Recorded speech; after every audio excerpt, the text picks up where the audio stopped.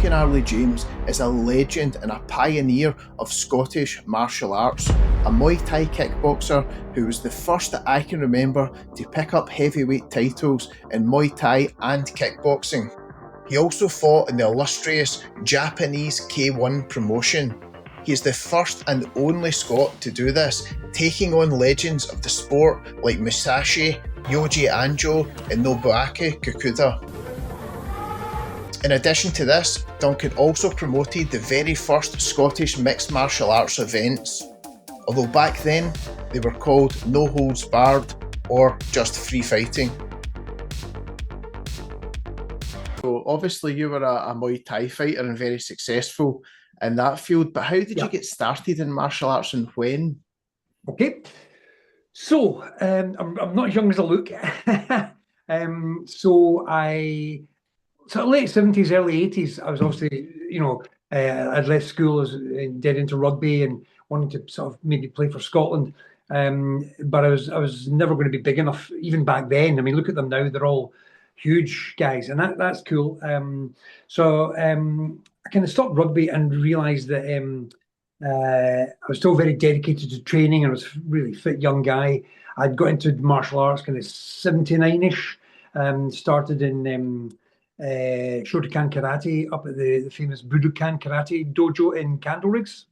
I had a home of loads of great Scottish international world champion guys, Jerry Fleming, Ross Frame, Alistair Mitchell, and it was taught by the great, I've forgotten his name. I can't remember the sensei's name, but it was just a brilliant club. But I was just that young guy coming of age, Andy, where can I defend myself? That kind of thing. And also really into sport, but the sport martial arts, as it were, but into my sport, rugby and other things. But then, so kind of rugby took a back seat. I got into, and I was looking at everything, obviously boxing and everything, and there's the great Hagler-Hearns, Leonard, Duran, all that. The great time period. And I was studying everything. And then I remember at the karate club, I once used a hook. And in Shotokan, there's no round punches, And the sensei said, stop, don't do that again. I said, why not? Sensei, he went, we don't hook. And I understood, fair enough, and so on. So I realised maybe Shotokan didn't have all the answers for me back then. So long story short, left that club, looked at different things, studied all my own stuff and everything. And then sort of mid 80s, I was trying to be in I was on rock music back then, Andy, and I was trying to be a rock star. And that was good. I had a couple of small record deals during the 80s. And but I still had this very kind of competitive edge to me. And as a young, fit young guy, I thought about the military and all that, but I needed an outlet. So I remember I walked into, I was looking at Bruce Lee and all these other martial art movies then, and just thought maybe kickboxing had the answers. Found this great club over at Bellahouston Sports Centre called the Buchai, and walked in, and that was that. I mean, it answered all my questions. But that was kickboxing, and that was high kick kickboxing, so there's no kicks to the legs, no knees, no elbows. We did that for a few years, but then realised there was, and as I'm going along with there, realised other things. There was like other sport, boxing, for example, and one of the greatest martial arts there is, and Thai boxing, low kick kickboxing, and I kind of, began to do all those things. Had a few fights later on. I mean, there wasn't a great fight scene around then. It was all kickboxing, high kick. I then decided, as with my band, the band had split that I was in at the time, I was going to move to America. So I spent a year in Boston in America, great city, trained over there. That didn't work out. I had a girlfriend there, that didn't work out. Ran out of time. So I came home, early 90s, 1991, 92. What was I going to do? I had given music a long time. Parked all my music, put it all down on cassette tapes. And that I'll tell you that relevance later. And then some people heard I was back, had a few more fights. I went back to Buchai, and before you knew it, I realised that was taking off. and that was it. Went off, Yeah. and I realised there was all the various styles. I was very full. I mean, I was always very sort of practical about it. The only difference between all the martial arts is what you're allowed to use, or it's what the martial combat sports is Sure. what you're allowed to use in the ring. Boxing, just your hands. Kickboxing, hands and feet. Thai boxing, hands, feet, elbows, knees. K-1, hands, feet, knees, and then MMA, which was called free boxing then. Yeah. Hands, feet, elbows, knees, and grappling. Yeah. So that was that really, and I just went off on that road path. That makes sense. So Shotokan karate, what was the level of contact that was allowed in Shotokan at the time? Yeah. So this is like very late 70s, into the early 80s. Yeah. You got to remember, I mean, these guys were fit as hell, and they were fit young men, fit tough, like I was. So there's no real contact meant. So there's no leg kicks and all that kind of thing. But they often missed, or they often misjudged. You Of meant to course. drill it. Yeah. So, and as I say, I remember in a sparring class, and they're really nice guys. It was great, and I threw this hook, and I think what was I then, a purple belt or something, and I nearly knocked this brown belt guy out, and Jerry Fleming, the sensei, went, "Give me, we don't hook," and so. I realised that was perfect. That was the perfect tactic to what he had done, because Shotokan was all straight. All straight punches. And that, apart from my washigeri, which is the round kick, that's fine. So again, that question, I realised that not every martial art has the answer. There has answers in various ranges depending on what you're selling and what you're doing, and that's excellent. And I don't knock anybody's martial art, because it doesn't matter. A kick's as great. Bruce Lee changed my life. Yeah. And the great legendary Bruce Lee, when I started, a punch was just a punch, a kick was just a kick, a knee was just a knee. After I studied the art for a while, a punch was no longer a kick, no longer a punch, a kick was no longer a kick. After I mastered the art, which nobody does, of course, but after, a punch was just a punch. So I realized I was dead into sports dynamics and sports mechanics and sports sciences. I realized that, what matters is efficiency, as what all your Jeet Kune Do guys called attributes. It doesn't matter if my karate, my washigeri, can get to your head before my superb but slow straight punch, I knock the guy out. Of course. So it does. What matters is speed, all the attributes, and then obviously like biomechanical efficiency. And so that was it. I studied everything. So I realized that the ways of Muay Thai boxing, which I kind of prefer to call kickboxing, they're far more fluid, and in my opinion. And I don't knock any culture. I respect every culture, everywhere. But you don't need to know a great Highland fling to play golf. Exactly. Yeah, I think the rules of the contest dictate how the fight will be fought. Yeah, if that makes sense. Correct. Yeah. Correct. So how was the transition from something like Shotokan, where it's a fairly light contact, and I think you stop after every point that you score, into kickboxing? How did From what I remember, I mean, I didn't really compete tons at Shotokan. I went to a few championships, and I went to a few big gradings of all the great, black belt masters, then Kawazoe and all these kind of guys. Yeah. But I didn't really compete tons with Shotokan, because I realised that, that was maybe going to be my journey, be the way ahead. So the transition from again, it was, as I said, Andy, I was studying biomechanics. I mean, what matters is the most efficiency, the most efficient thing. So the transition really wasn't a problem. As I say, I had quite a few sort of very small bouts, late 80s, sorry. Yeah. Lots of clubs were throwing them and doing them, and a couple of shows, but they're nothing like now. And that was good. I was good because I was fit, wasn't going to be my long-term thing, as in competing. So I went to America, came back, and then, as I say, when I came back, I was either at a loss a wee bit. What did I do? I've given music all that time, as I said, and my sport and then it came up. It just began to grow, and before you knew it, I went on that journey. Yeah. Who was your first Muay Thai coach? Oh God, good question.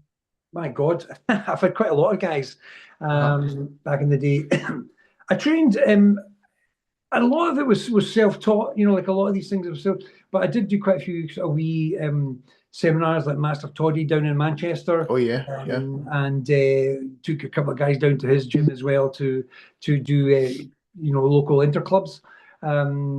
So that was really it. I mean, mainly self-taught as you go older. But then my main Thai coach was Stevie Mayer out in Glahan. And oh yeah, I'm familiar with Stevie Mayer. Yeah, for sure. Great guy, Stevie, got on great, and he helped me with a lot of my bouts, and did my corner for a few of the bigger bouts. So that was really it. But then it's like any athlete. You're kind of self-taught, but you need a coach to put the special. You put the special edge on. Yeah. You've got to do your own training. It's like all your great boxers, all your great any athlete, football or not, you've got to do your own training. You do all your own training and so on. But then you have a coach to put the finer points on it and point out things that, like keep your hands up. So keep your hands up, tap. Oh, keep your hands up, that kind of thing. That's your coach. Yeah. Pretty much, so a lot of things like that. And then I learned that as well because I wanted to eventually coach, Of course. And in those days, I think it was fairly early in the sport of Muay Thai, here in Scotland at least. Yeah. So I think a lot of people were probably self-taught and they were learning on the hop, just learning on the fly. Sure. I mean, there's a few books around, and I, as I say, I don't knock any culture. I just it was a bit, I realised that there was a lot of guys that were they were quite precious about their Muay Thai. So what matters is how good your weapons are in the ring, not how good your Ramui is if it lasts 5 or Waiku if it lasts 5.5 minutes. You know what I mean? And you get knocked out in 40 seconds. I'm not knocking anybody. I'm not knocking that. I'm simply saying what matters. And as I say, that's where I looked around, began to realise there was some really hardcore places around. Usually Europe. I mean, I became quite good friends with guys in Holland. Oh, right, okay, from K-1 days, and I trained in Majiro gym, and I was in touch with Chakariki gym, Tom Haring, and all these guys. Wow. Voss gym, Ernesto Hust was at Voss gym for out of. So, I mean, give me, people say, oh, have you ever been to Thailand? Well, how can you call yourself a Thai boxer or a Muay Thai? I say, listen, and the very, very best Western guys went to knock out the very best Thais in Thailand. But like Rob Kamen, Rob Kamen was my legend. Andre, Ivan Hippolyte, all these great mega stars from way back in the day. Ernesto, it doesn't matter how good your Ramui is. What matters is how good that is, how good your elbow is, how good your moves are, how good your tactics are, and your conditioning. And Western boxing is, as I say, Western boxing is one of the most superior arts. It's a martial art. I agree. For sure. And it doesn't. Sometimes it's not considered as a martial art, but it's probably one of the core martial arts. Really, guys like Raymond Dekkers, from Holland, he beat the Thais, but he beat them with the Dutch style, which was very boxing heavy and low kick heavy. Completely. I mean, the famous one with that, and is straight punch, left hook, round kick. Straight punch, left hook, round kick. And if you just do that and you connect, it will get anybody. It will get anybody. And a lot of guys, and I learned a lot about getting kicked in the legs. Yeah. I mean, the first title I won, I'd fought for a British title, Thai boxing, it was 1992. But 1993, they offered me. It was a big promotions in Britain at the time called it was on Sky, called Stewart Promotions. It was all WKA. Yes, which is one of the big sanctioning bodies, Yeah. There's even more in kickboxing than there is in bloody boxing. Yeah. But they offered me this. I fought a great guy, a really nice guy called Lee Hasdell. Nice guy, Lee. They achieved a lot, and I learned more in one round of you cannot take them, no matter how big and tough and hard you think you are. And I was a hard guy from Glasgow. Of course. One round, he smashed my legs, and I knew I was going to probably lose, but I connected with a brilliant right cross, one of the best you'll ever see, and cut his white. I got lucky, but it's not luck if you throw it. No, it's not luck. No. If you throw it, I threw it. I timed it perfectly. It's on my highlight reel, and I won the title. Yeah. But Lee, great guy, total credit to him, and he's a lovely guy. We became friends after that, and not close friends, just we saw each other in shows and all that kind of thing. Yeah. And I told him, I learned more in that one round. You're like, I never did that again.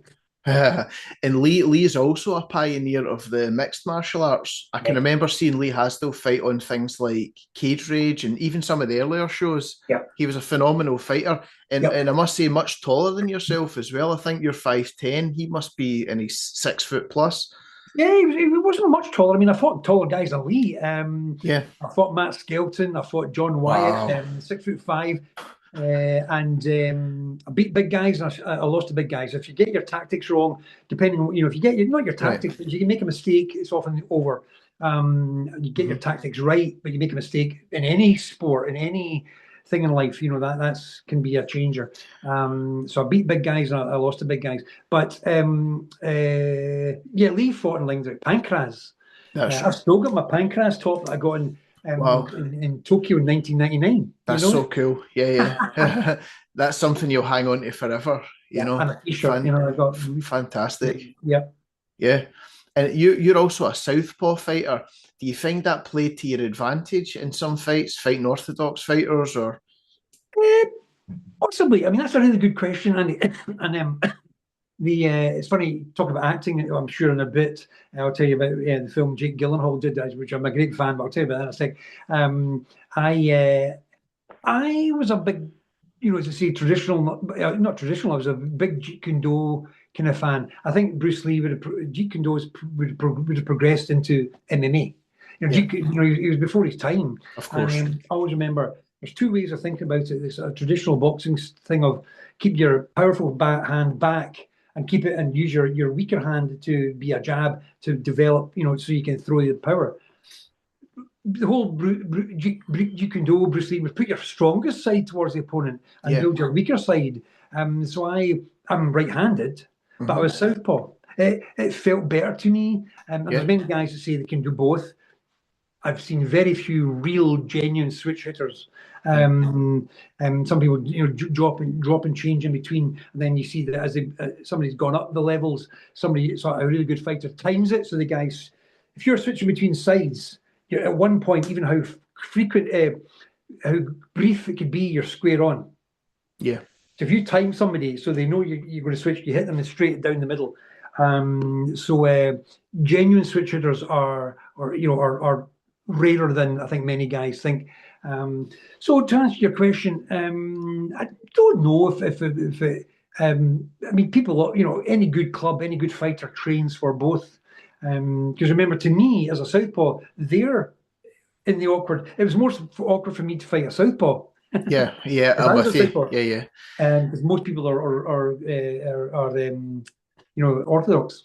Yeah, because I mean, when you're fighting orthodox, you're kicking on that open side, and if they're not used to that, if they've not experienced that, it could be a wee advantage. Yeah, but if they're used to training with guys like yourself, it might be like an even sort of. Can be. Excuse me. Yeah, it can be. I worked a lot on my lead leg because I was a shorter guy, so I developed a lot. I tried to develop a lot of power and all my technique and so on in my lead leg. I used my rear leg, left leg as heavy artillery, and I smashed some guys up, and it happened to me too. So as I was saying about Lee, it's about being able to get. So it's all about timing and your proper use of your hips and so on. But I used a lot of things, Andy, in my lead leg, which I used to call like a pendulum. So you can smash a guy's leg without minimal movement. So it's all about speed. It's that famous joke I used to teach. I'm the fastest gun in the West. Do you want to see me? Yeah. You want to see me again? Yeah. So the guy's been hit before he knows it, as it were. Exactly. And that's a very interesting thing you spoke about, a pendulum. Could you just explain that, how the pendulum kick works? Sure. Well, both sides, whether you're orthodox or whether you're southpaw, I mean, the bottom line is, many traditional Muay Thai and Dutch do it as well. I'm not criticizing any of them, but there's a way of doing, and you can get that incredibly fast. But off the lead leg, what I used was there's a pendulum which is more like a jab, but you can make it. Guys have been knocked out from a jab. So so if you get your balance correct, depending on your timing, step in fast with your rear leg, and then you dig in your hit kick. Yeah. There's also the skip, where you're on the same spot and you bounce, and you see a lot of guys Muay Thai doing that. Yeah. There's also the switch, and again, one of my good friend from K-1 days was Peter Arts. Love the guy Peter. Yeah. Trained with Peter, fought in 3 shows with the lumberjack. Yeah, legend, funny guy. Haven't seen him for many years. Follow him a lot on all social media. Great guy. Stayed in his house when I trained over there. Trained with him in Holland in 1999, and I was second top of the bill when my 3rd fight in Japan, K1. I was second top of the bill to Peter. Yeah, I went him with a lot with the switch hitting, switching to lead leg, so you can switch kick it. You know what I mean? So you just come very briefly, but you can usually do that as a finishing shot if you just bang the guy or whatever. Yeah. And he's like, then switch, because there your power comes in. Of course. And I quite like that thing where, you throw the left cross and then you switch it. I've seen you doing that before, where you kind of lean in with the left cross and then the left leg comes up to the body. Sorry, the right leg, my bad, comes up to the body. Yeah. That's a really cool technique as well. Sure. Again, bang on, well observed. That on that one, you've just got to make sure that you're not squaring up too much. You have to try and do that. I used to teach it back in the day, where you make sure you don't square up in the process, because again, a good guy can, and especially in some of the modern guys, throw a knee right up the middle and you've walked onto the knee. And just with the way it's going, you're probably down. I've had my face smashed, and also it's right in your solar plexus, depending on your height and so on. So that's a bit timing and technique, but usually good after you've got somebody going. If you just clock the guy, and he's a bit, and then do into the switch kick for power. Of course.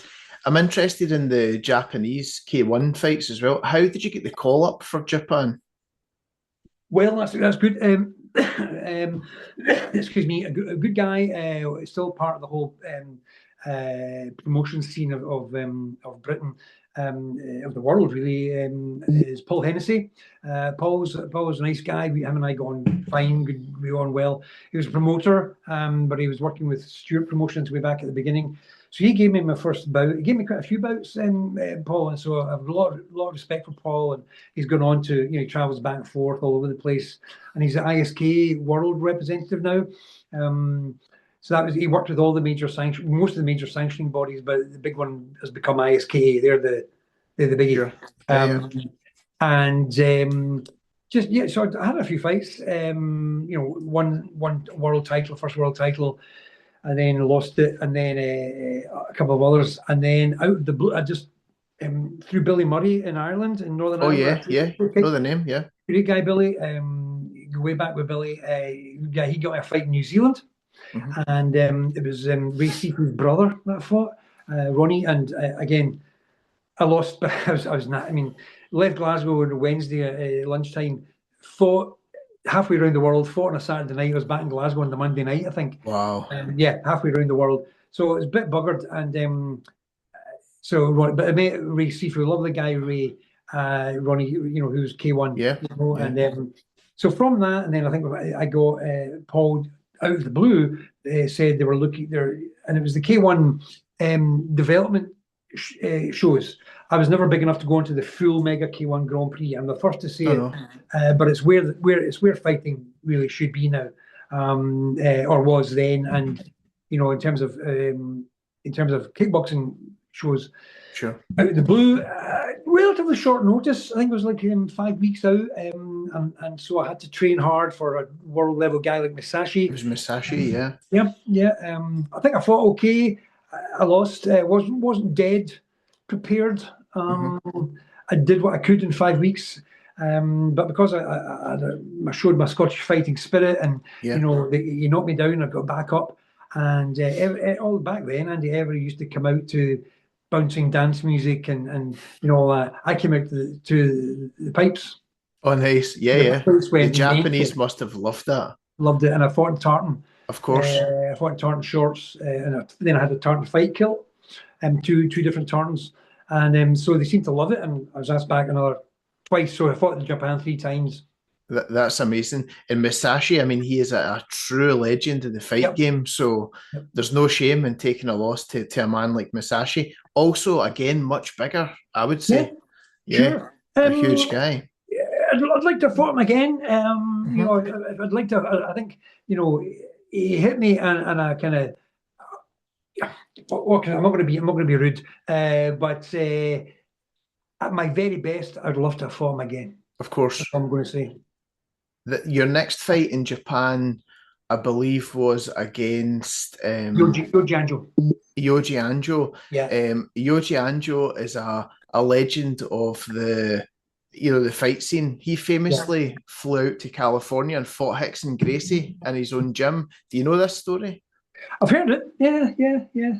Yeah, Well, Yoji Anjo, yeah, he was quite a big name in kind of Japanese wrestling, which is not totally, it's called totally legit, but it's not totally like, they have a few works, if you understand me. worked matches for sure. Yeah, but he was legit, and he fought quite a few back, the kind of more the Pancrase style as well, which is the open hand strikes. There was no punching in Pancrase before Pride and all that developed. Yes. Or just about Pride.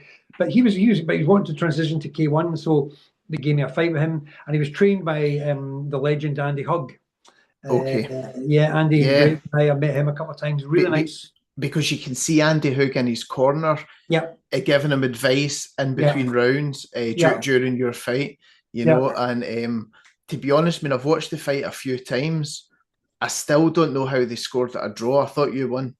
Japanese business. Of course, I get it. I get it. It's not. They say they don't say it's. They don't. What's it? They don't say it's like politics. It's nothing to do with politics. It's business. It's all business. And Angie and Yoji Anjo knew I won.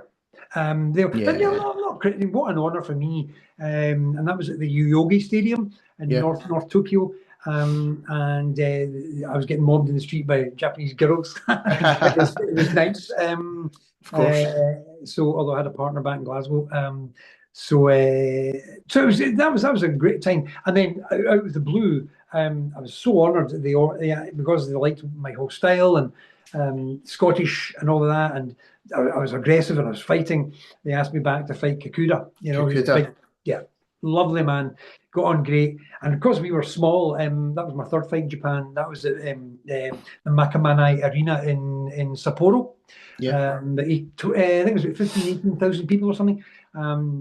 But at our press conference, he's a small guy. He's only 5'8", I'm 5'10", and we were presenting each other. See, what I like, and is about K1 and that whole and ONE FC now is the honour. It's honour. It's the true martial way. I'm not a great fan of the kind of some of the Western American kind of dissing each other. That's in boxing as well. Yeah. They say it doesn't sell tickets in the West. Well, I tend to disagree. I think it's far more of a better message, or not a message, but a far better a better thing to see two guys who are smashing each other up with love and affection. It's the Bushido way. It's the way of the warrior. There's a code of honor, and it's all about respect. Yeah. And it's very interesting that when you guys are fighting in Japan, you could hear a pin drop in the arena. Yeah. Everybody's glued and fixated on the fight because they're true fight fans. Yeah, totally right. And I mean, as I said, it was fantastic, and it's how it should be. Treated well. Treated well. You've taken over a week and a half out from the show, limousines and all that at the airport, and treated well, properly. Yeah. It's what any martial arts fighter wants to be treated as. I had that a couple of places elsewhere, but Japan's where it was at. But they had the money. Of course. It was all the business from Mr. Ishii and all that back then. So. And these stadiums were huge. How did you feel walking out in front of all those people? Were you nervous or? Phenomenal. Loved it. Absolutely loved it. By that point, I mean, I remember, I won't lie, I fought my first world title in 1995 for a world kickboxing title, low kick kickboxing title, which I won. I defended it against a really nice chap from Liverpool called Chris Wright. Chris, good guy. And I lost it. I won't tell you why. It was a personal, but he beat me, you know. So I wasn't quite sure, kind of 1996 going into 97, should I keep this going? Have I done enough? Have I done? Yeah. And you know, you realise everything's to do with psychology. And now as an actor, it's all about psychology. And I did a bit of work on that. I bought some products and as in like tapes and all that kind of stuff. And I studied it a bit, did a couple of courses, the National Coaching Foundation back then. And self-discovered a wee bit. I mean, I was a grown-up man. I was an adult, mature man. I'd been through a few good life experiences. Yes. But just these other wee edges. And I think it's about having a brutal talk with yourself in the mirror, and about anything in life, you know, looking yourself in the eye. And am I prepared to do the work and the full knowledge I'm not maybe going to succeed to the level I want? If you're prepared to do that, runs at 5:30 in the morning in the freezing cold snow in Glasgow, you know, or whatever. And I loved all that. I used to go up into the mountains of Argyll and do my Rocky Four, you know. Very nice. I did all that. I loved it, and that was my thing. So if you're prepared to do that, and you know yourself, and I kind of did all that. So then I was in brilliant shape in 1997, and I won the 8-man tournament, the Quest, down in Birmingham. Yes. And that was great. I knew back then, I knew it was, you know, that was me and what I was going to do. So to answer your question, coming out in front, I'd kind of dealt with all that. I still remember it. I can still see it right now, walking out, and I think Scottish Warrior, Mountains of Argyll, all of that. Wow, that's so cool, have to be brutally in the moment. If you're not in the moment in anything, you know, making love, my God, or sport or acting now, you're not fully in the moment. You're not present. You're not present. And I was present. You know, I loved that. Loved it. Missed it. You know, I miss it a bit. You know. And it comes across like when watching your walk to the ring, you look so calm. You're walking in there in front of all those people in a foreign country. And I know by that time you had lots of fights, so it's maybe second nature to some degree, but it must still have like rattled your nerves a wee bit. There's a big difference between being debilitated by nerves and rising to the occasion. I've always been that kind of guy. I loved, you know, and that's why I became an actor, because I missed that what they call red light fever. You know, you're on stage. You have to prepare. You can't suddenly say, sorry guys, I've not practiced enough. I don't know my lines. I've not trained enough. I'm too late. He's about to knee you hard in the face. Or now, as an actor, metaphorically, he or she, I've worked with 2 Oscar winners and many A-listers, you know, they're about to metaphorically knee you in the face. And I missed all that, hence why I love that kind of deadline, getting ready for a thing. You've got to be on, and that edge. Are you going to be on? Are you ready? You know. A question then along those lines: what do you find harder, acting or kickboxing? Different answer. Acting is less painful, but the pain make pain your friend. It is different. I mean, obviously, I got too old by the time I chucked it. Not too old. I was a very fit guy, but I was right on the end. I was kind of bored with it by the end, and it was time to call it a day. It was time. Many people probably say it was time to call it a day a few years before. And that's fine. But then I remember having a wee gym and running all my classes and the things I used to do, and I loved it and I was good at it, but I didn't have the edge. And then 2 personal training, 2 clients I had, 2 people I had way back then. Were in the film industry, and I won't say who they are, but great people, and suggested, you know, you're quite eloquent, Duncan, for a tough-looking guy. So I went and did some acting classes, and my wee joke, Andy, is nothing focuses the mind knowing that in 8 weeks a big huge guy is going to try and kick you hard in the head. And I loved that. That's what I was talking about, getting ready for. And it was the same with acting. I realized nothing, you know, so being in front of, working with, you know, an Oscar winner or somebody in a genuine scene, and I've done okay. I've not achieved I'm not co-lead in a major feature films or TV. I want to be, and I'd like to be, and I'm aiming to be. But when you've got good scenes with major people, and they compliment you afterwards, you think you're going in the right direction.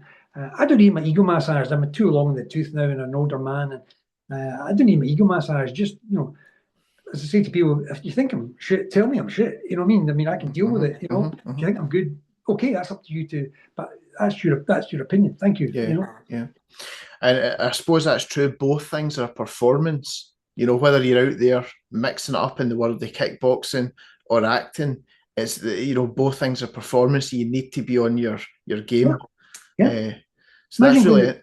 It's the same as going on any sport, going on the pitch, rugby, football. Look at rugby, Scotland rugby yesterday. Going on the pitch, on theatre and dance, you have to be fully present in the moment, and that's it. In all things in life, as I said earlier, intimacy. It's intimate. It's absolutely intimate, and fighting is intimate, and it's beautiful. Yeah, going back to the Kakuda fight again. That's another fight that I feel it went to an extra round. Am I right?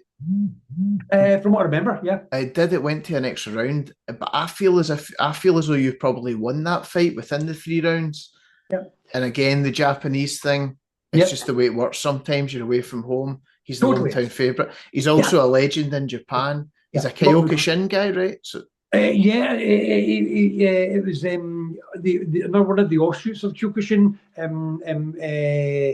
Seido Kaikan. Oh, of course, yeah, sure. So there's quite a few offshoots of Kyokushin, Enshin, Ashihara, great styles. I mean, all these styles are eventually like Thai boxing with a karate gi on.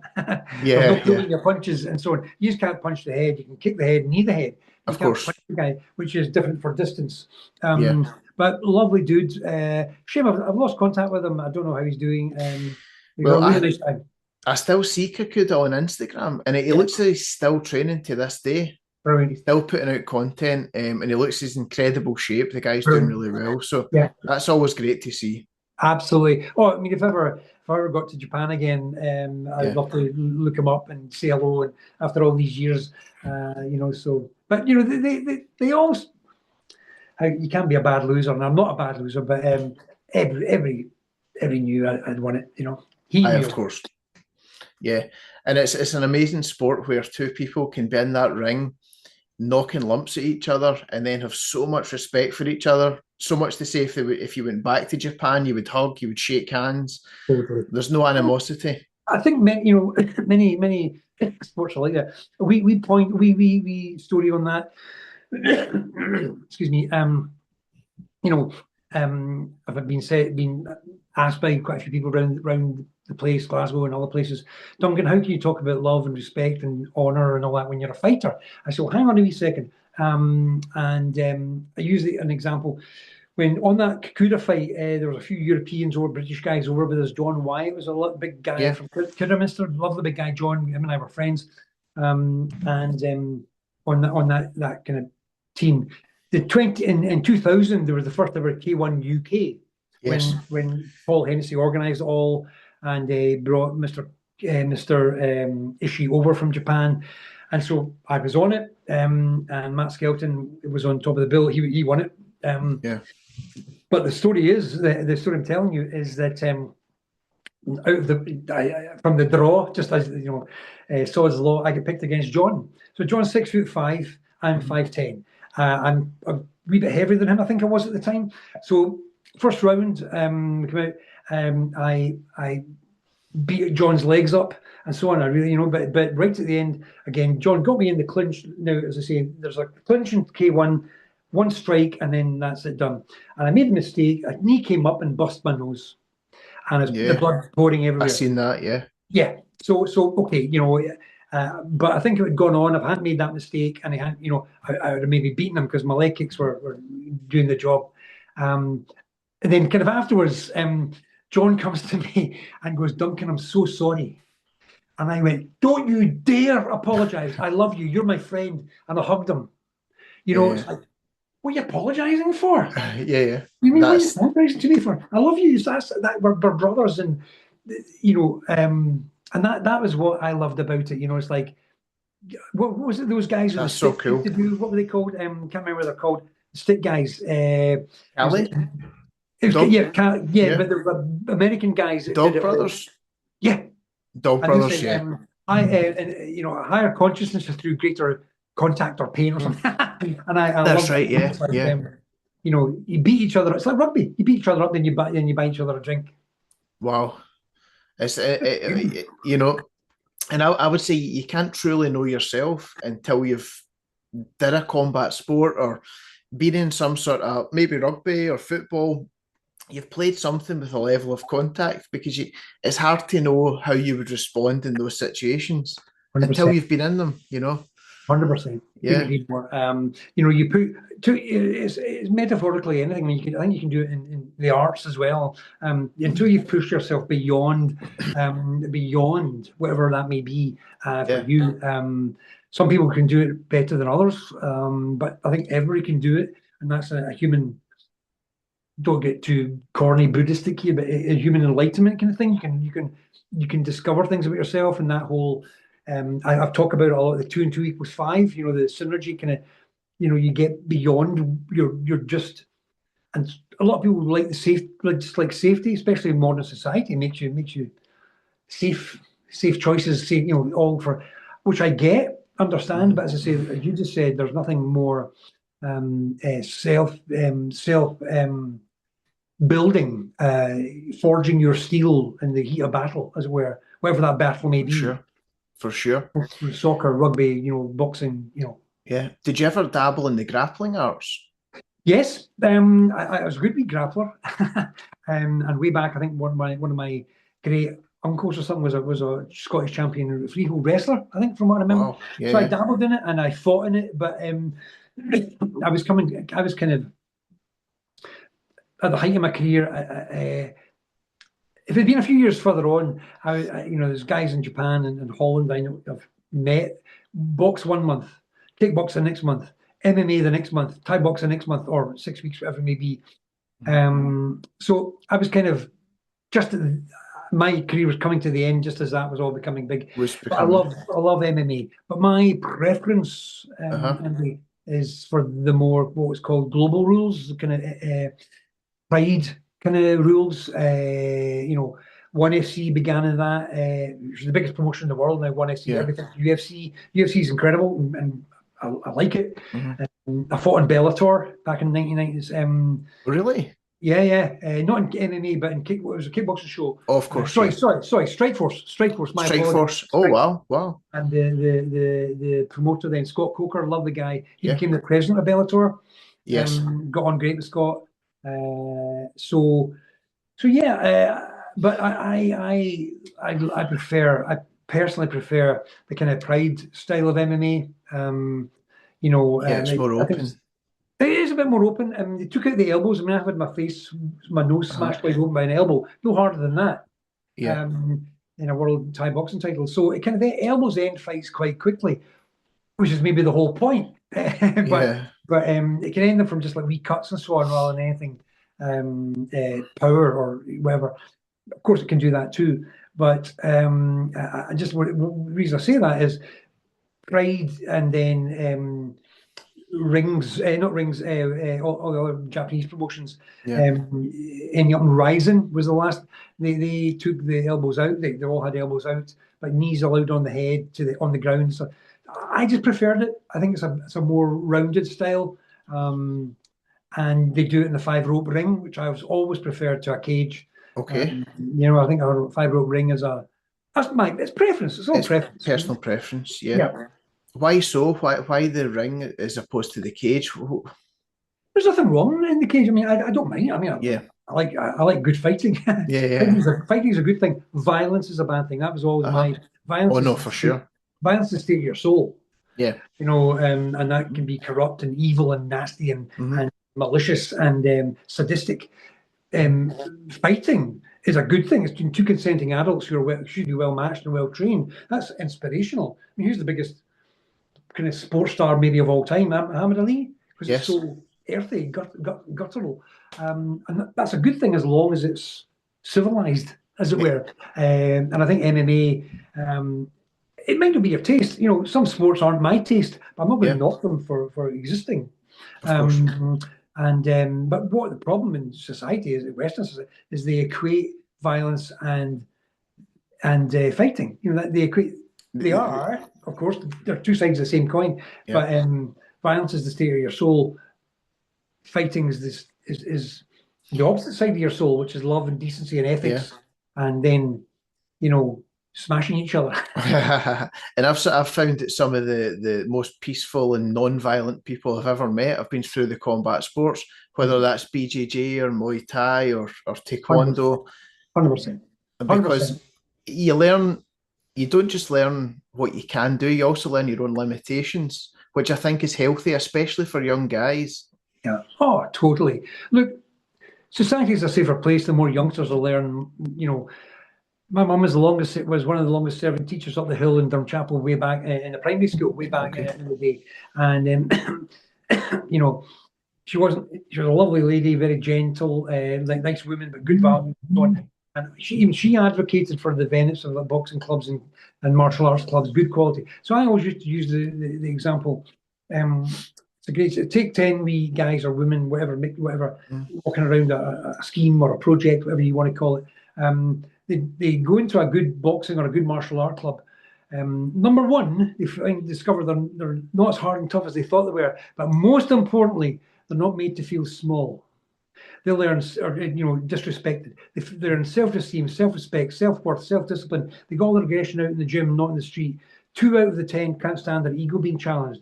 So who's doing society a service? You've got 8 disciplined, self-respectful, decent young people who can do well in society because they've channeled all those things.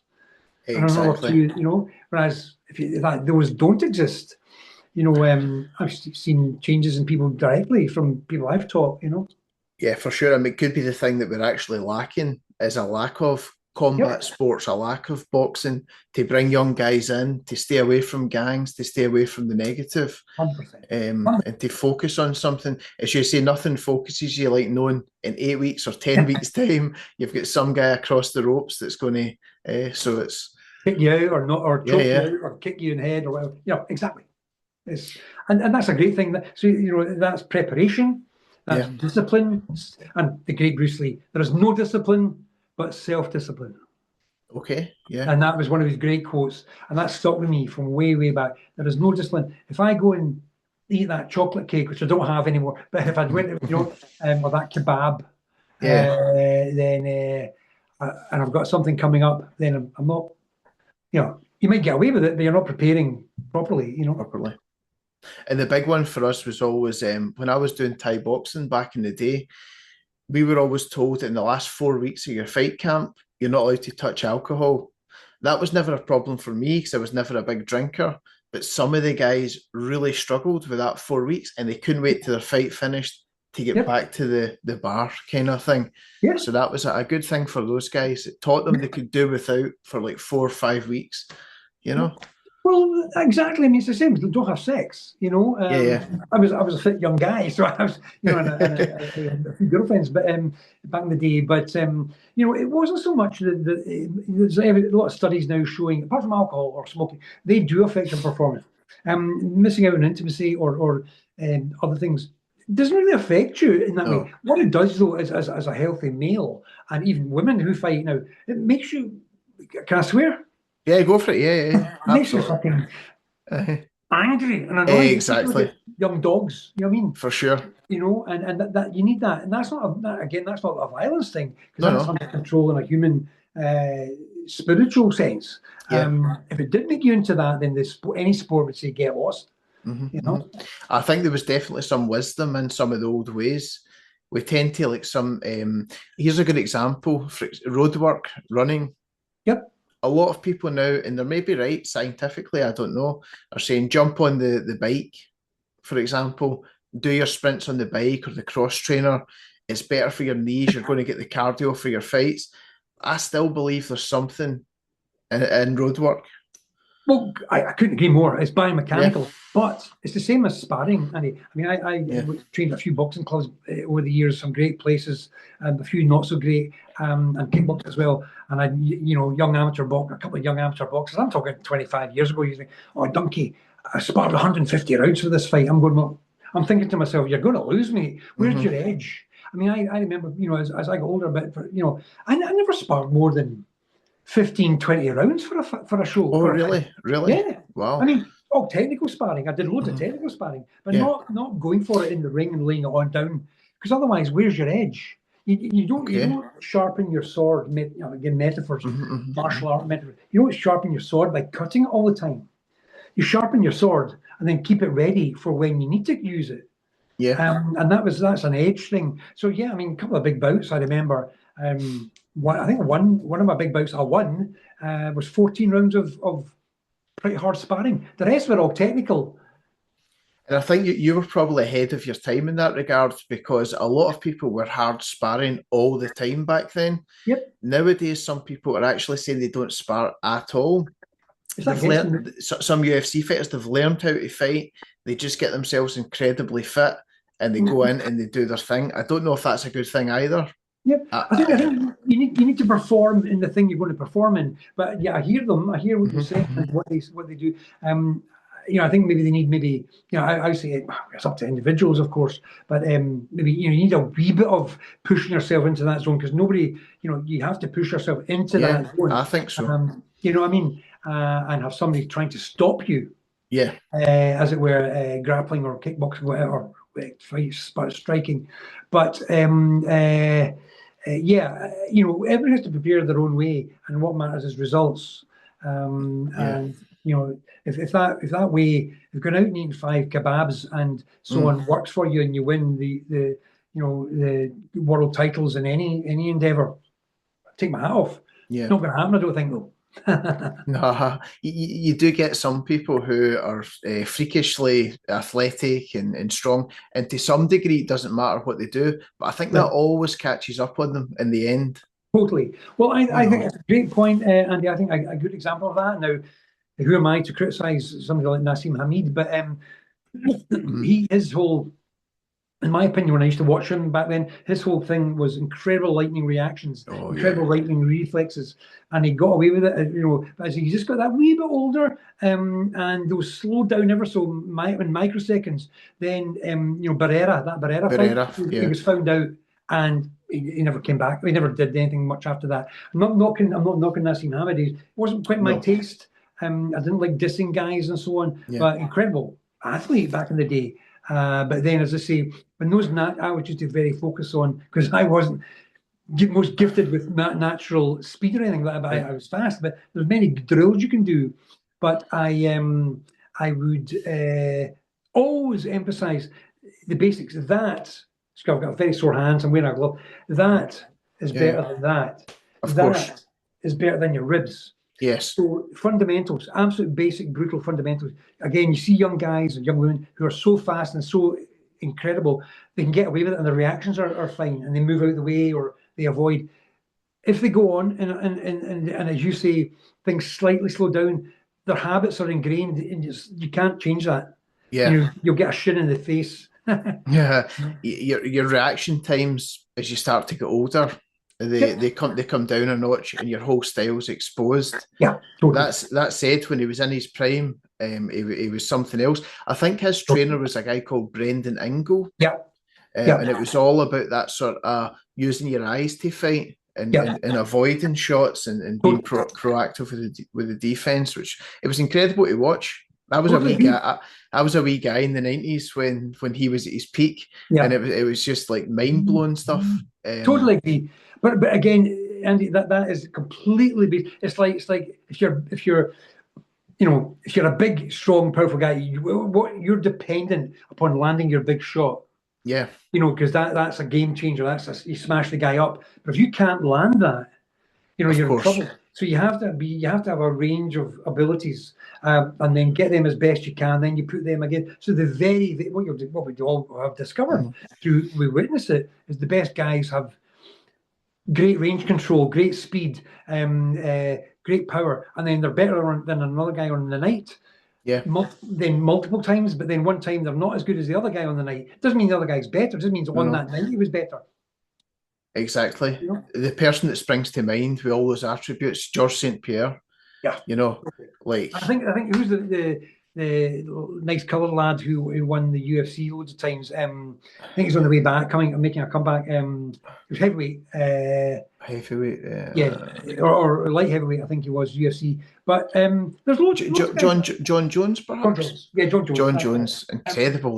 Probably you'd have to say the best ever. Probably, I think. Probably, but you know, look at some of the great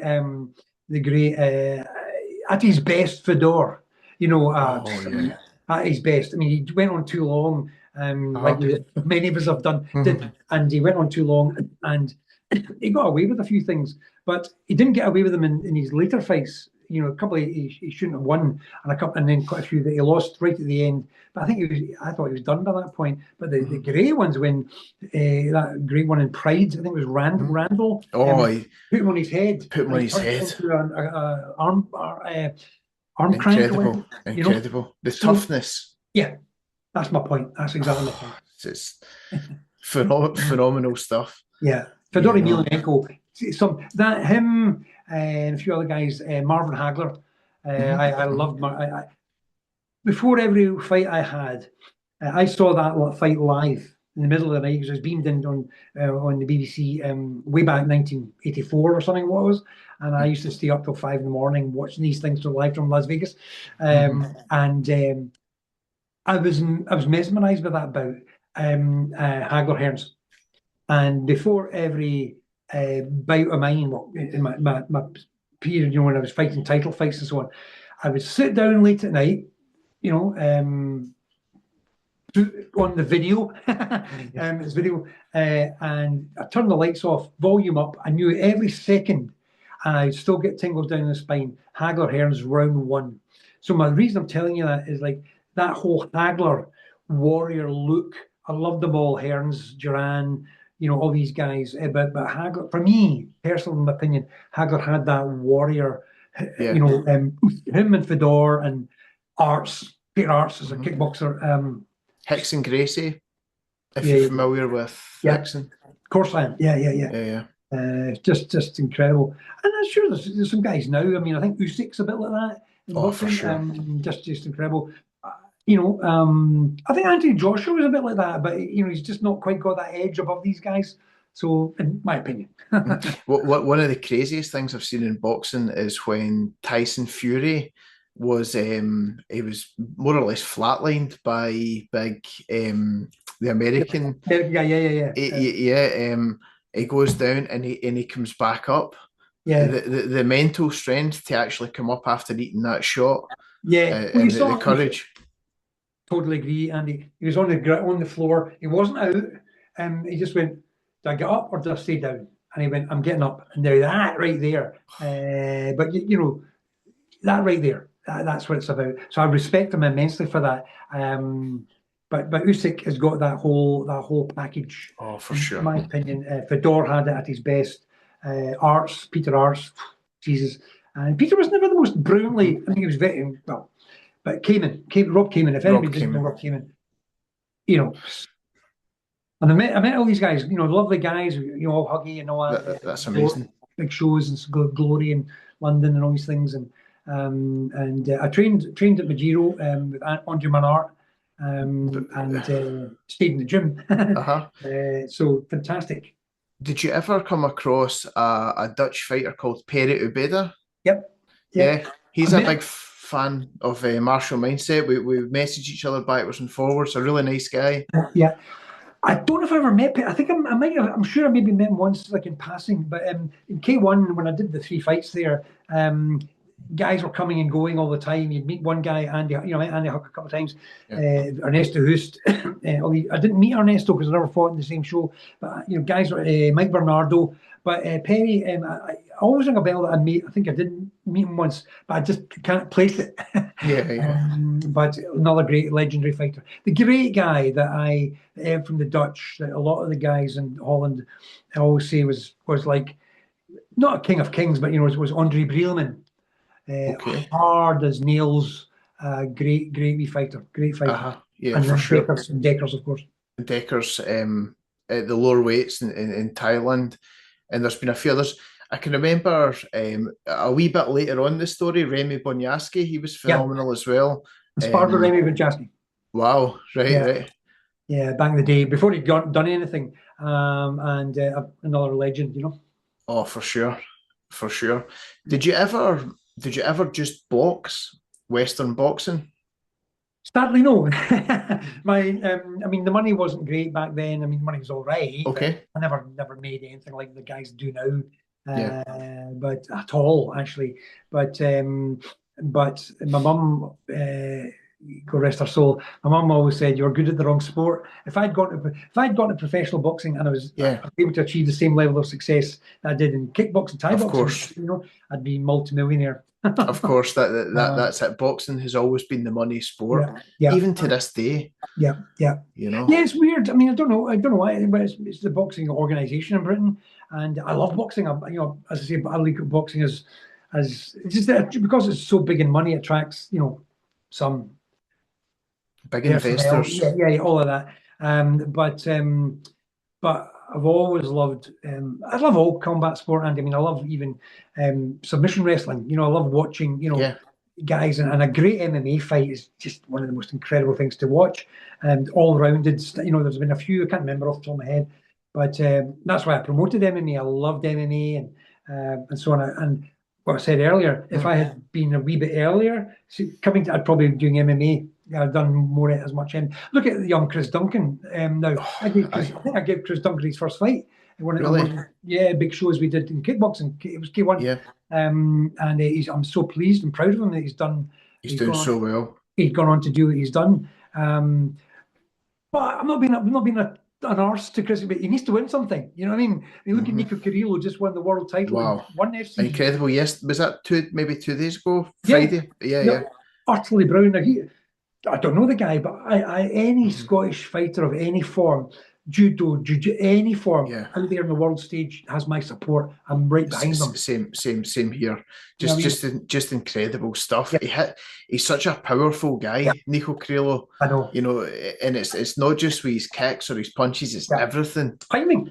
Timing's everything. He's timing. Yeah. Timing and strategy and planning. And but actually, he's lost. But I think kickboxing and MMA and all that are far more honest than boxing, in my humble opinion. If you lose 4 fights in boxing, you're done. I lost a load of fights, but I was fighting really good people from like my 5th fight.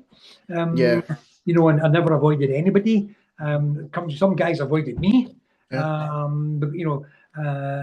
So anyway, I love some of the modern young guys and women out there.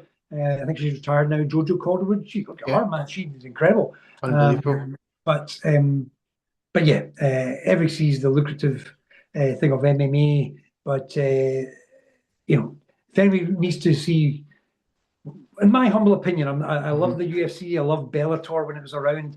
I loved all of those. There's a few other great shows, but in my humble opinion, ONE FC is the best promotion in the world now. They're killing it, absolutely killing it. And what I like about ONE FC as well, here you can watch it, I think, on like YouTube free. Yeah, it's amazing. At least you could watch it on YouTube free. I think it's maybe Amazon Prime or something. Yeah. So you can watch it free. So they're reaching such a massive audience with their fights, and it is fought in a ring as well. Yeah, ONE FC. It depends on the territory. I mean, that's the whole thing. Some territories, it is fought in the 5-rope ring, the rope at the bottom, which I've always preferred. In my humble, it's all about opinion. My humble opinion, my own opinion, for anybody who's criticising me. I think kickboxing works in a 5-rope ring and MMA works in a 5-rope ring. I'm not a great fan, and a lot of guys of kickboxing in a cage. MMA works in a cage, but I don't think, my personal opinion, kickboxing doesn't look great in a cage. I think you've kind of stumbled on something there. I've thought about this quite a lot. The kickboxers, I think they like the ability to cut off the ring and pin their opponents into the corners, so it's an up close and personal bout. And I think in MMA they prefer the shape of the octagon because they can dance and they can move around outside and kill distance to get into the grapple. So it's like two different things. Pretty much. Yeah. So yeah, I mean, if people keep asking me, I did a lot of promotions. I don't know if you're going to ask me about that. Yes, I was. By the way, let's go for that then. Yeah, so you were the first person, I believe, in Scotland to promote MMA. I'm sure there's probably some other wee shows and guys doing their own. I don't know, but in terms of bigger shows, way back then I promoted lots of small shows up in Maryhill in Glasgow. There's a great community centre up there. All really good shows. Some better than others, but and we had mixed styles. And so everybody would kickboxing, Thai boxing, high kick, low kick kickboxing. I think we had one boxing fight once, although, and then also a couple of MMA bouts.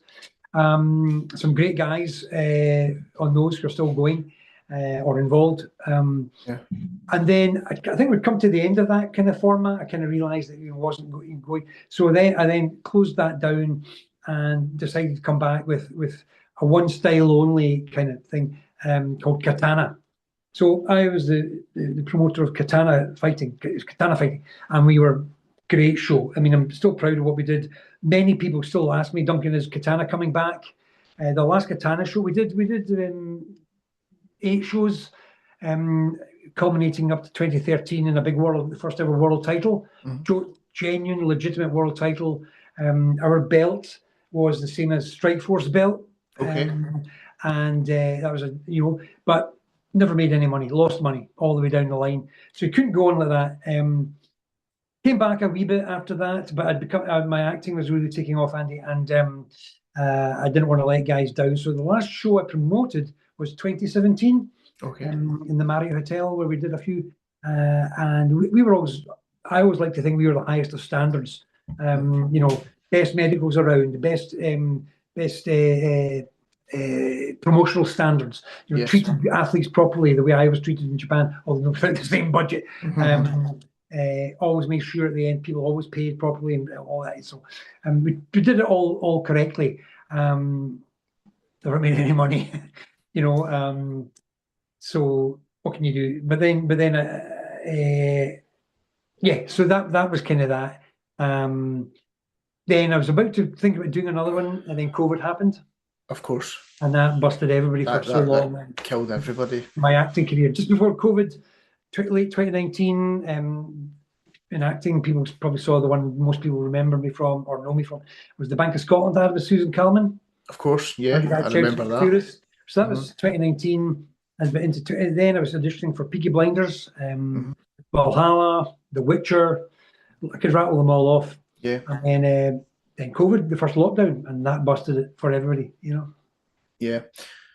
Being an actor, how did you find that whole thing with lockdown? Were you sort of stagnant for a while? What did you pivot on to something else? Like, no, not really. It's like acting became like my fighting, my passion. I mean, I was a big, I was quite a scientist kind of wee guy back at school, and I loved, what was I think going to university. I was a rock drummer instead. So I've always been. I don't have the money anymore. I never had the budget, but I had a couple of small record deals in the 80s. I say nothing major. My brother's a big, mega successful musician. Was this Nazareth, the band Nazareth? That's a myth. And what happened there was, it was obviously one of those things that has gone on. I did the demos for Billy Rankin, the guitarist of Nazareth, and then because I mentioned Nazareth, somebody quoted that I was in Nazareth. I never said that. Ah, right, okay. Great. I like Nazareth, good band. I knew the drummer. My brother worked with the drummer. He's a good guy.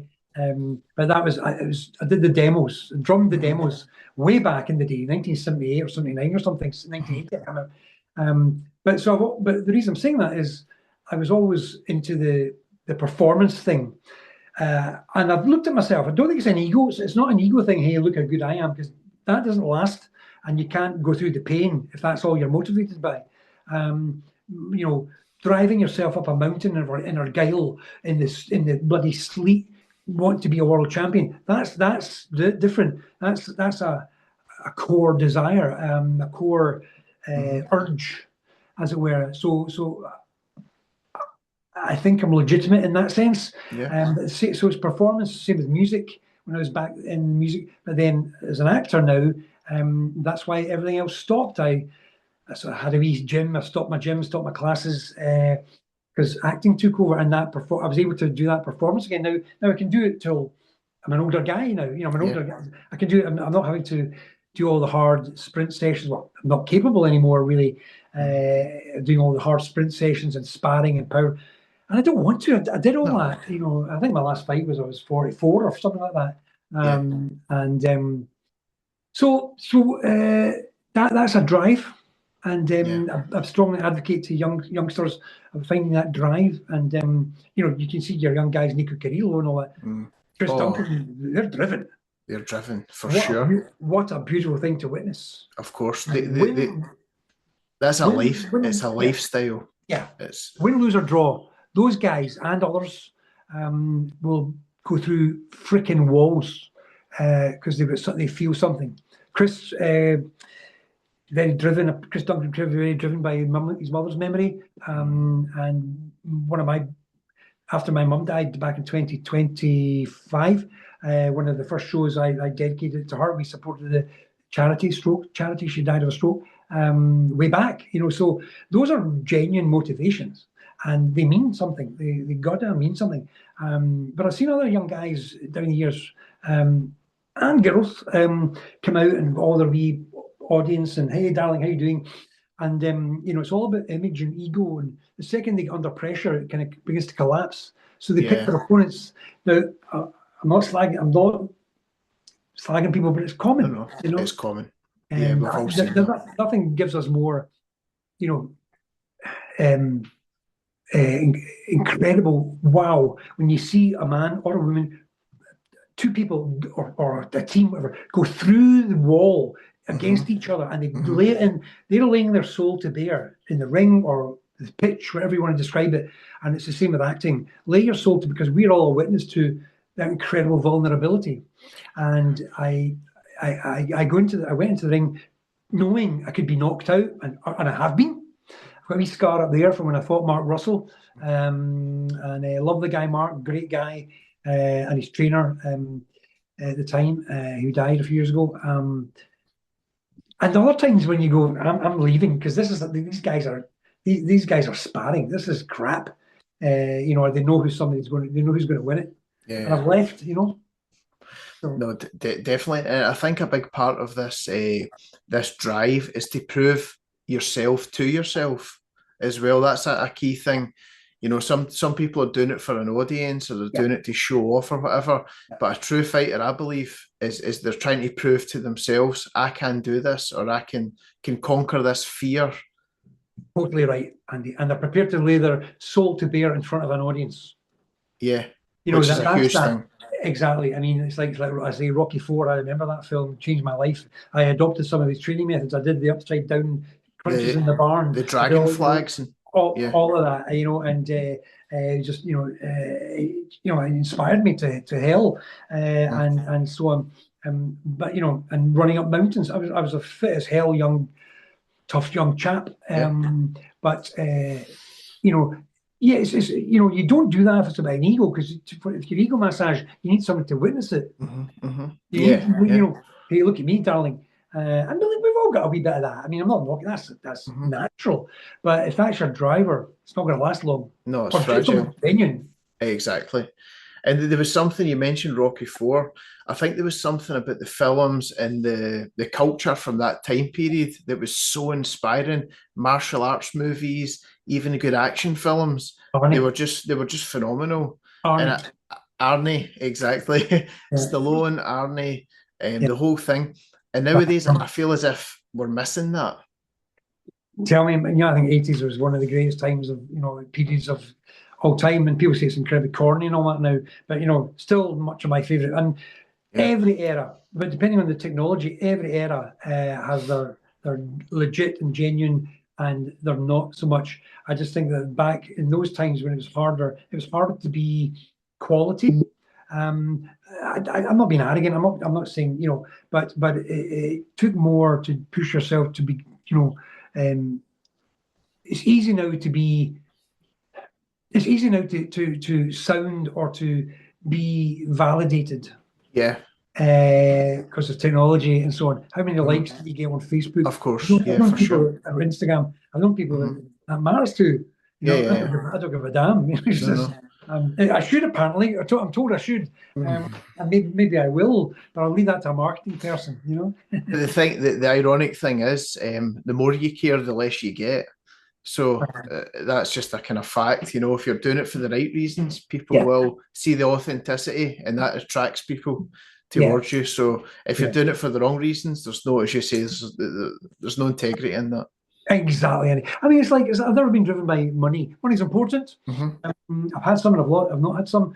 Uh, and post-COVID times are still very tight for many people. Yeah, But you know, I'm motivated by doing good work with good people in yeah. all things. And now in my performance career of acting, I refound all my music in the first lockdown, so I'm trying to bring all that back. That's a lot harder now. I think people would like it. Anybody I've played it to, Yeah. but it's still demos. You know, I've not got it done yet, but I'm keen to bring that out again. You know. What's your instrument? Well, I was a drummer back in the Okay. day. I was quite a good drummer, but then way back sort of early mid '80s, I began to really appreciate great songs and great songwriter. So I kind of love your Sting, Police. I saw the Police live at the Apollo in 1983. Wow. Saw loads of bands at the Apollo. What a gig! Um, great songwriters, and then I took up bass.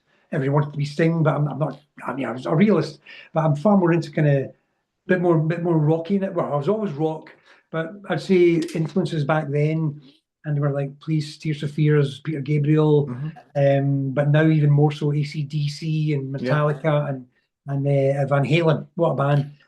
So as an older guy, I'm a bit more of an older rocker. You've just named the exact playlist that I listen to every single day in my car. And That's all the it. work you see. There's a lot of great talent, but Yeah. as I said earlier, technology has made it easier. Well, who was it said? I think it was John Lennon or one of the guys said way back in the day, we had the ideas, the songs, but it's hard to get the sounds. Now everybody has the sounds, but it's hard to get the ideas because everybody has access. You can press a button and make a well, AI can make a bloody feature film. Which is what the fights are all going on about, and the strikes and stuff have been about. But so do you need talent? There's a great old saying: you need talent to break. You don't need talent to break through. You need talent to stay there. Okay. And whether that's great marketing talent or great writing talent or performing talent in all areas of music, film, TV, acting, whatever. Because then success is about opinion. That's true. Everybody thinks Kylie is brilliant. I love Kylie. Everybody thinks she's a superstar. Yeah. And people want to make money from all of that, and I'm cool with that. Make money from me, please. Oh, that's so interesting. And like, I always go back to like guys like yourself and the early martial artists who you've paved the way for this future generation, for your guys like Chris Duncan and Nico Carrillo to have a career. And I think you did it at a time where there was no guarantees. Totally. That's very kind of you to say. If I've played a small part in helping the Scottish fight sport grow and develop, A huge part. Well, thank you, Andy. That's very kind to say. And I think I've done okay. I think again I did it for the right reasons and never made any money at it. So there's no, I did it for the love and because I love live shows and fighting is a good thing. You see shows where it's a big audience, everybody loves the action and so on, as we talked about earlier, and two guys or women are hammering each other. And then somebody wins legit and it's hugs and so on. That's the lesson right there. That's the difference between the jungle and civilization. Yeah. And I'm not being grandiose about it, but that's the difference. Fighting is good, violence is bad. And sadly, in my humble opinion, many promoters and shows think is about, you see a guy get knocked out and somebody spits on him or whatever. I mean, this is obscene. That's not combat sport or, dissing him. What I love when you see somebody do a great knockout and they go over and kneel down. When I won my third world title, it was the WKN World Heavyweight Thai Boxing title in Belfast. against a really nice guy, a French guy, Stéphane Révillon. Stefan and I fought again in K-1 in Japan. And big guy, huge big guy, and I knocked him out. It's on my highlight reel. He was clean out and then so on. But I love that in other shows. You see a guy gets knocked out and his opponent kneels down and waits till he's okay. That was a thing in martial arts back in the day. I remember in Taekwondo, if you hurt your opponent on the mats, your instructor told you to turn around, face the other direction, and kneel down until the person was all right. That was always a thing.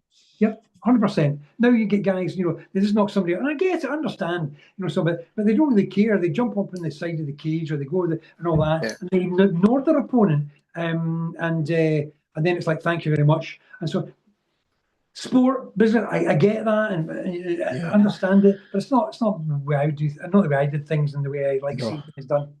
Yeah, exactly. We just had I work for a company called the MMA History podcast, and we just had a guest called Tank Abbott. I don't know if you're familiar with Tank. Yeah, I am.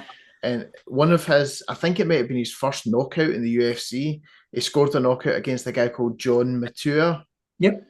And he knocks John Matua, and then he actually mocks him. He stands in the centre of the octagon and he mocks his opponent being knocked out, and that's really painful to watch. I think that's that turns me off the person. People do daft things under pressure, and we've all been guilty of that. Different things in life, but yeah, I like Tank Abbott. I think he was legit. Yeah. He was Butterbean. Yeah. The exact opposite of what you think is a fit. But he was real Butterbean. When he came up against the better guys, because he wasn't fit enough. But if he connected, like I was saying earlier on, he connect. But I think people do daft things. I don't ever remember Tank Abbott being like that as a fellow, as a chap. I think that was just in the moment. I think that was in the moment. I think it's something that he done. It just always sticks in my memory because it's like one of these things where you see it, you're like, this goes against everything that we were ever shown in the martial arts. But I suppose the point is he was never a martial artist. I think he was like a boxer, a wrestler, and maybe like he was in the pub. A tough guy. He was in the pub. That's it. He was in the bar. You want to have a fight? Okay. And he was a street fighter. That's what he was. That was his background. Good stuff. So, man, I'm not going to take up too much more of your time because you've gave me like well over an hour at this point, I think. I liked it. Your time, and it's been an absolute pleasure speaking to you, Duncan. Thank you, sir. And I think it's just it'll be a great episode for people to listen to. You're a very well liked guy. Somebody else reached out in the comments as well. He fought on your very first mixed martial arts show. His name's Paul Sweeney. Lovely guy, Paul. I remember. And he won, I think, Fight of the Night, and he was awarded a trophy by Matt Skelton. Yeah. Lovely dude, Paul. Trained a lot of the guys. They were Dumbarton guys. They all trained with us, and there's quite a few really good guys came down from there. And a lot of time for these guys. And Paul, lovely dude. But I gave kind of not starts to, but opportunities to some of the main names kicking about now. Guys at the Grip House and so on, and all the guys that went on to train. All the guys that won titles on my shows, and we were legit titles. I mean, there's many Mickey Mouse titles out there. I'm the first to say it. A couple of my world titles weren't the biggest. I mean, I won two of the absolute biggest, and the ISKA and WAKO Pro. World Thai boxing titles. Everybody looks for opportunities, and if they think they can make opportunities from things, and I think it lets the sport or lets the martial arts down, as it were. But when you get legit things happening, and people are true to the true way, which I think K-1 was. I think Glory is now, but Glory's big money as well, and I think ONE FCR, the ultimate example of that, and other smaller promotions. But when you see that, and that's where I would love to.